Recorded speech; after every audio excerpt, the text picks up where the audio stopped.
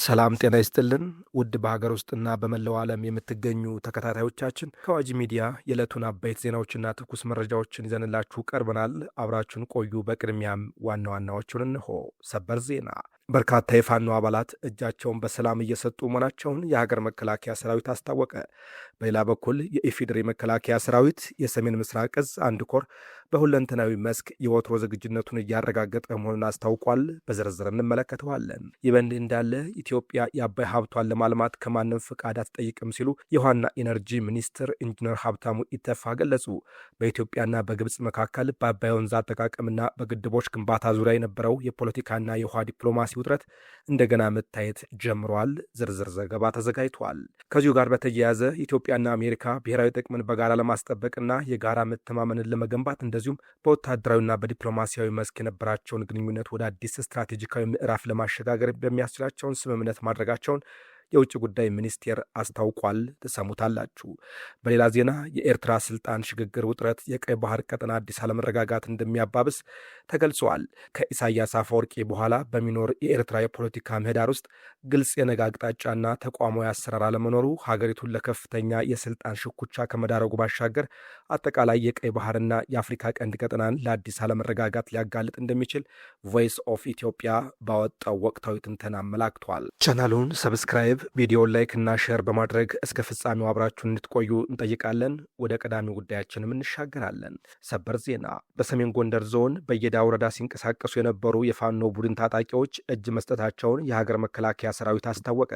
በሰሜን ጎንደር ዞን በየዳ ወረዳ ሲንቀሳቀሱ የነበሩ የፋኖ ታጣቂዎች የተባሉት የአካባቢውን ሰላም በማደፍረስ ዘረፋና ስርዓት አልበኝነት እንዲስፋፋ በማድረግ ከነበረው ቡድን ራሳቸውን በማገል የሰላም አማራጭ መርጠው በቀጠናው ለሚገኘው ክፍለ ጦር ከነሙሉ ትጥቃቸው እጃቸውን ሰጥተዋል ተብሏል።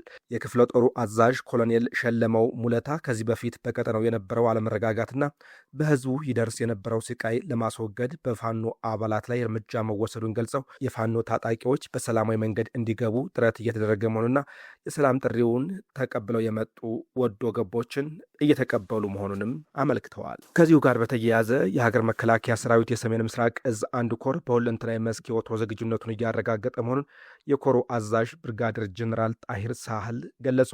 አዛዡ በኮሩ ስር በሚገኙ የሰራዊት ክፍሎች የግዳጅ ቀጠና ተገኝተው የስርዓቱን የውጊያ ዝግጁነት ያረጋገጡ ሲሆን ኮሩ በቀጣይነት የሚሰጠውን ማንኛውንም ግዳጅ በብቃት መፈጸም የሚያስችል አስተማማኝ ቁመና ላይ እንደሚገኝ ተናግረዋል። ኢትዮጵያን አተራምሶ ለማፍረስ የሚፈልጉ የሀገራችን ጠላቶች ግንባር በመፍጠር የተቀናጀ ትንኮሳ በማድረግ ሀሳብ ቢኖራቸውም የሰራዊታችን ወቅታዊ ዝግጁነት ግን ምንም አይነት እድል ሊሰጣቸው እንደማይችል ብርጋዴር ጀነራል ጣሂር ሳልህ አረጋግጠዋል። ኮሩ ከዚህ ቀደም የህወሓት ወረራን ለመቀልበስ ባደረገው ተጋድሎ አንጸባራቂ ድሎችን በማስመዝገብ የጠላትን ቅስም የሰበረ ከመሆኑም በላይ በአማራ ክልል የጥፋት ሴራ ያጠነጠኑ ኃይሎችን በመደምሰስ ሰላምን ማስፈን ችሏል ብለዋል። ከግዳጅ ጎን ለጎንም ራስን ማብቃት በሚያስችሉ ስልጠናዎች ሰራዊቱ በስነ ልቦና፣ በወታደራዊ፣ በታክቲክና በቴክኒክ መስኮች በላቀ ደረጃ ላይ ደርሷል ብለዋል። በኮሩ የአንድ ክፍለ ጦር አዛዥ ከሆኑት ኮሎኔል ግርማ ዲሪባ በበኩላቸው ሰራዊቱ የሚገጥመውን ጠላት የውጊያን አቅምና የስነ ልቦና ዝግጁነት በሚገባ ተገንዝቦ መዘጋጀቱ ለቀጣይ ግዳጅ ምቹ ሁኔታን መፍጠሩን ገልጸዋል። በቀጣይ መረጃችን ኢትዮጵያ የአባይ ሀብቷን ለማልማት ከማንም ፈቃድ አስጠይቅም ሲሉ የውሃና ኢነርጂ ሚኒስትር ኢንጂነር ሀብታሙ ኢተፋ ገለጹ። በኢትዮጵያና በግብፅ መካከል በአባይ ወንዝ አጠቃቀምና በግድቦች ግንባታ ዙሪያ የነበረው የፖለቲካና የውሃ ዲፕሎማሲ ውጥረት እንደገና መታየት ጀምረዋል። የኢትዮጵያ ውሃና ኢነርጂ ሚኒስትር ሀብታሙ ኢተፋ በሰጡት ቃለ መጠየቅ ኢትዮጵያ ሉዓላዊት ሀገር በመሆኗ የውሃ ሀብትን ለማልማት ስትጠቀም ከሌሎች ሀገራት ፍቃድ እንደማትጠይቅ አስገንዝበዋል። ሚኒስትሩ ኢትዮጵያ ታላቁን የኢትዮጵያ ህዳሴ ግድብ የገነባችው በራሷ ጥረት መሆኑን በማስታወስ በሌሎች የወንዝ ተፋሰሶች ላይም ተመሳሳይ አቋም እንደምትከተል ገልጸዋል። ግብፅ በግድቡ ሙሌትና አሰራር ላይ ህጋዊ አስገዳጅ ስምምነት እንዲኖርና የውሃ መረጃ በመደበኛነት እንዲለዋወጥ ስትጠይቅ ቆይታለች። ኢትዮጵያ ግን የህዳሴው ግድብ ዋና ዓላማ የኤሌክትሪክ ኃይል ማመንጫ መሆኑን ትገልጻለች። ኢትዮጵያ የአባይ ውሃ አብዛኛው ከሀገሪቱ ደጋማ አካባቢዎች እንደሚመነጭ በማስገንዘብ የልማት መብቷን ታጎላለች። በዚህ ወቅት የሚታየው ውጥረት ግን በአዲስ ግድቦች ብቻ የተወሰነ አይደለም። የሁለቱ ሀገራት የውሃ ዲፕሎማሲ፣ የህዳሴ ግድብ አሰራር፣ የመረጃ ልውውጥና የተፋሰሱ ሀገራት የልማትና የውሃ ደህንነት ጥቅሞች እየተያያዘም ይገኛል። በተለይ ግብፅ በነሐሴ 16 ቀን የኢትዮጵያ ሚኒስትር መግለጫዎችን በመቃወም በናይል ውሃ ፍሰት ላይ አንድ ሀገር ብቻዋን ቁጥጥር እንዳታደርግ እንደማትቀበል ገልጸዋል። ይህም የሁለቱ ሀገራት አቋም በአሁኑ ወቅት እየተራራቀ መሆኑን የሚያሳይ ነው። በመሆኑም በአባይ ዙሪያ የተነሳው አዲሱ ውጥረት የውሃ ሀብት አጠቃቀም ከልማት ሉዓላዊነትና የአካባቢያዊ ደህንነት ጉዳዮች ጋር እየተገናኘ እንደሚገኝ ባለሙያዎች ገልጸዋል። ሁለቱ ሀገራት የሚያራምዱት አቋም በግልጽ ሁኔታ ቢለያይም የውሃ አጠቃቀምና የግድቦች ጉዳይ በዲፕሎማሲያዊ ውይይት ወደ መፍትሄ ይመራ ወይስ አዲስ የክልላዊ ውጥረት ምንጭ ይሆናል የሚለው ጉዳይ ግን ቀጣይ ክትትል የሚፈልግ ይሆናል። ይህ በእንዲህ እንዳለ ግብጽ በቀጠናው የተፈጠሩ ክስተቶችን እንደ መልካም አጋጣሚ በመጠቀም ኢትዮጵያን ደካማ አድርጎ ለማቆየትና ቀጠናውን ወዳልተረጋጋ ሁኔታ ለመቀየር እየሰራች መሆኑን በውጭ ጉዳይ ኢንስቲትዩት የአውሮፓና አሜሪካ ጉዳዮች ምርምር ዳይሬክተር አቶ ሽመልስ ኃይሉ ገለጹ። አቶ ሽመልስ ኃይሉ እንደገለጹት ግብጽ አሜሪካ ላሉ ሀገራት የተዛቡ መረጃዎችን በማቅረብ ድጋፍ ለማግኘት የምትንቀሳቀሰው በአባይና በቀይ ባህር ቀጠና ያላትን የበላይነት ለማስጠበቅ ነው። ኢትዮጵያን በዘላቂነት ደካማ ሀገር አድርጎ የማቆየት ቋሚ ዓላማዋ የሚመነጨው ሁለቱን ውሃዎች ለመቆጣጠር ካላት ፍላጎት የተነሳ ነው ብለዋል። ግብጽ ኢትዮጵያን ደካማ ለማድረግ አካባቢውን ማተራመስ ዋና ስራው አድርገዋለች ያሉት ዳይሬክተሩ በአሁኑ ወቅት ግብጽ በቀጠናው የተፈጠሩ ክስተቶችንና በኢትዮጵያ ውስጥ ያሉ የፖለቲካ ነባራዊ ሁኔታዎችን እንደ መልካም አጋጣሚ በመጠቀም ኢትዮጵያን ደካማ አድርጎ ለማቆየትና ቀጠናውን ወዳልተረጋጋ ሁኔታ ለመቀየር እየሰራች ነው ሲሉ ከሰዋል። የሱዳንን ግጭት፣ የሶማሊያን አለመረጋጋት እንደዚሁም የኤርትራን መንግስት ሁኔታ እንደ ትልቅ አጋጣሚ በመጠቀም የቀጠናውን ሀገራት ለማደናቀፍ እየተንቀሳቀሰች መሆኑን ገልጸዋል።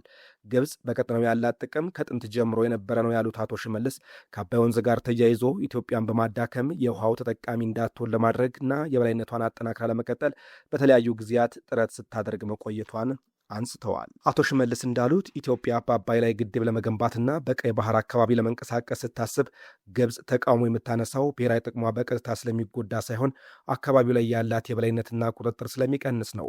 ሆኖም ግብጽ ፍቃድ ስላልሰጠች የኢትዮጵያ ብሔራዊ ጥቅም አይቆምም ብለዋል። ኢትዮጵያ በሕግ በፖለቲካና በዲፕሎማሲ መስክ የራሷን ብሔራዊ ጥቅም ለማስከበር የሚደግፉና የሚያግዙ አጋር አካላትን በመያዝ ስትራቴጂካዊ አካሄዷን አጠናክራ እንደምትቀጥልም አጽንኦት ሰጥተዋል። በቀጣይ መረጃችን ኢትዮጵያና አሜሪካ ብሔራዊ ጥቅምን በጋራ ለማስጠበቅና የጋራ መተማመንን ለመገንባት እንደዚሁም ወታደራዊና ዲፕሎማሲያዊ መስክ የነበራቸውን ግንኙነት ወደ አዲስ ስትራቴጂካዊ ምዕራፍ ለማሸጋገር የሚያስችላቸውን ስምምነት ማድረጋቸውን የውጭ ጉዳይ ሚኒስቴር አስታወቀ። ለ2 ቀናት በአሜሪካ ፔንታጎን ተካሂዷል በተባለው የሁለትዮሽ ውይይት በሀገር መከላከያ ሚኒስቴር የውጭ ግንኙነትና ወታደራዊ ትብብር ዋና ዳይሬክተር ሜጀር ጀነራል ተሾመ ገመቹ የተመራ ልዑካን ያካተተ በማድረግ ከዩናይትድ ስቴትስ አቻቸውና ሌሎች የአሜሪካ ጦር ሚኒስቴር ከፍተኛ አመራሮች ጋር የሁለትዮሽ ምክክር አድርገዋል ተብሏል። የሁለቱ ሀገራት ምክክር በሜጀር ጀነራል ተሾመና በአሜሪካ የፔንታጎን የአፍሪካ ጉዳዮች ምክትል ረዳት ጸሐፊ በጋራ ተመርቆ ውይይት ተደርጓል የሚለው የውጭ ጉዳይ ሚኒስቴር መረጃ ይኸውም የሁለቱ ሀገራት ብሔራዊ ጥቅም በሚያስጠብቅና በጋራ ተጠቃሚነት ላይ በተመሰረተ መልኩ መስራት የሚል ነው። እንደ ሚኒስቴሩ መረጃ ከሆነ ስትራቴጂካዊ ትብብሩ ዘላቂ ብሔራዊ ጥቅምና የጋራ ተጠቃሚነትን ማረጋገጥ፣ የጋራ መተማመንን ማጠናከር፣ ዘላቂ ትብብር መሰረት ያካትታል። ከዚህ በተጨማሪም በአፍሪካ ቀንድና በሰፊው ቀጠና ዘላቂ ሰላም፣ ደህንነትና መረጋጋትን ለማስፈን የጋራ ጥረቶችን ለማሳደግ ዓላማ ያደረገ ነው ተብሏል። በሁለቱ ሀገራት የተደረሱት የትብብር ማዕቀፎችን በፍጥነት ወደ ተግባር በመቀየር በቀጣይ የሚመጣ አቅጣጫን ያቀፈ ስትራቴጂካዊ አጋርነት ለመገንባት ያላቸውን ቁርጠኝነት አረጋግጠዋል ሲል መረጃው አመልክተዋል። በቀጣይ መረጃችን የኤርትራ የስልጣን ሽግግር ውጥረት የቀይ ባህር ቀጠና አዲስ አለመረጋጋት እንደሚያባብስ ተገለጸ። ከኢሳያስ አፈወርቂ በኋላ በሚኖር የኤርትራ የፖለቲካ ምህዳር ውስጥ ግልጽ የነገ አቅጣጫና ተቋማዊ አሰራር አለመኖሩ ሀገሪቱን ለከፋ የስልጣን ሽኩቻ ከመዳረጉን ባሻገር በአጠቃላይ የቀይ ባህርና የአፍሪካ ቀንድ ቀጠናን ለአዲስ አለመረጋጋት ሊያጋለጥ እንደሚችል ቮይስ ኦፍ ኢትዮጵያ ባወጣው ወቅታዊ ትንተና አመላከተ። ዘገባው እንዳመላከተው ኤርትራ እንደ ጎርጎሮሲያኑ አቆጣጠር ከ1993 ነጻነቷን ካወጀችበት ጊዜ አንስቶ በፕሬዝዳንት ኢሳያስ አፈወርቂ ፍጹማዊ አመራር ስር ስትተዳደር የቆየ ቢሆንም እስካሁን ህገ መንግስታዊ ስልጣን ሽግግር መዋቅር ወይም የተሰየመ ምክትል ፕሬዝዳንት የላትም። ይህም ከፕሬዝዳንቱ ውድፈት ወይም ከስልጣን መልቀቅ በኋላ በሀገሪቱ ከፍተኛ የፖለቲካ ባዶነት የመፍጠር ስጋት ደቅኗል። በገዢው ፓርቲ ህድፍ አመራሮችና በወታደራዊ አዛዦች መካከል የስልጣን ሹክቻ ሊቀሰቀስ እንደሚችል በውጭ ሀገር የሚኖሩ ኤርትራውያንና የተቃዋሚ ኃይሎች በፖለቲካ ሂደቱ ላይ ተጽዕኖ ለማሳደር ቢሞክሩም በሀገር ውስጥ ጠንካራ የተደራጀ መዋቅር አለመኖሩ ሂደቱን አወዛጋቢ እንደሚያደርገው፣ እንደዚሁም ኤርትራ ስትራቴጂካዊ በሆነው የቀይ ባህር ዳርቻ ላይ የምትገኝ በመሆኗ በሚፈጠር አለመረጋጋት የዓለም አቀፍ የንግድ መስመርና የባህር ላይ ደህንነት በቀጥታ ሊጎዳ እንደሚችል ተገልጿል።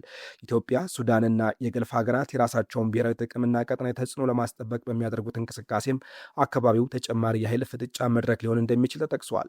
በአጠቃላይ በኤርትራ ሰላማዊና ህጋዊ ስልጣን ሽግግር ለማድረግ የሚያስችል ዝግጁነት አለመኖሩ በቀጣይ በቀይ ባህር ቀጠና ላይ የደህንነትና የፖለቲካ ስጋቶችን አጋኖ እንደሚያስቀጥል የዘገባው ትንታኔ ያመላክታል። ውድ ተመልካቾቻችን ለዛሬ ያዘጋጀንላችሁ አበይት ዜናዎች እነዚህ ነበሩ። አዋጅ ሚዲያን ሰብስክራይብ በማድረግ ቤተሰብ የሆኑ ጤና ይስጥልን።